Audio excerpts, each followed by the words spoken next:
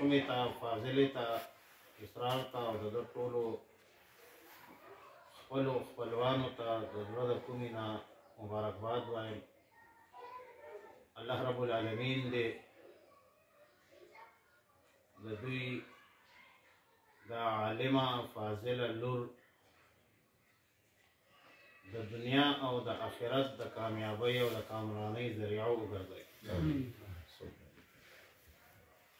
د دنیا او د آخرت کامیابی الله تعالی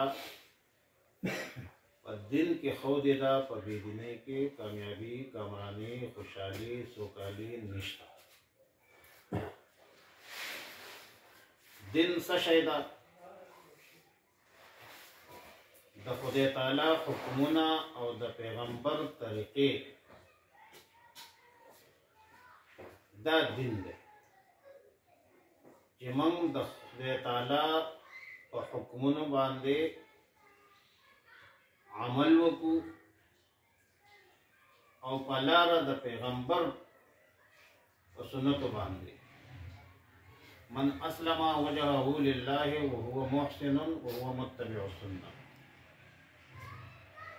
یعنی عمل به وي زمونږ د الله د مرضا او د منشا موافق،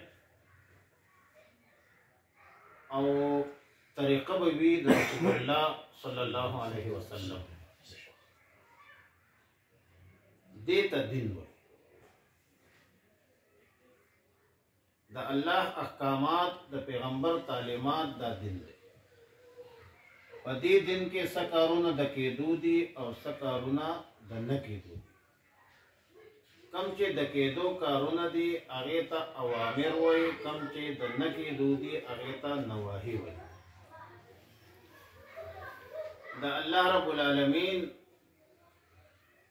په حکمونو کې بعض احکامات د کېدو دي چې واقیموا الصلاة، منځ قائم کړي. نو منځ اقامت الصلاة دې ته وایي چې ته په خشوع او په خضوع سره منځ وکړي، چې ستا توجه ظاهري او باطني منځ ته متوجه وي. زړه دې هم، دماغ هم، او ژبه هم، او ارکان هم، او ټول اندامونه دا په مانځه کې وي. دسنه چې وی په مانځه کې او سوچونه فکرونه د نور وي، نو دې ته اقامت الصلاة نه وایي. منځ ورته وایي. منځ دی د فرضیت ذمه فارغه ده، لیکن چې کم د دین ستنده چې الصلاة عماد الدین فمن اقامها فقد اقام الدین،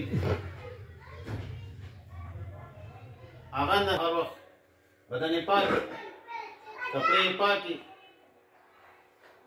پاک ځای کې کینی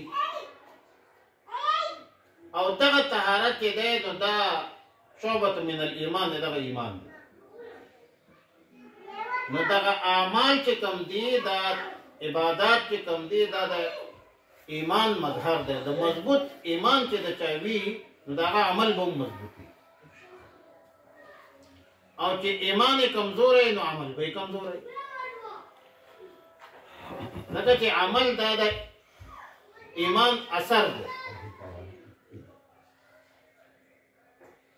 نو الله رب العالمین د دنیا او د آخرت کامیابی په دین کې خو دې ده. الله تعالی دې موږ ته په دین باندې د چلېدو توفیق راکړي، او الله تعالی دې موږ ته زموږ ژوند په اسلام کې او مرګ په ایمان کې.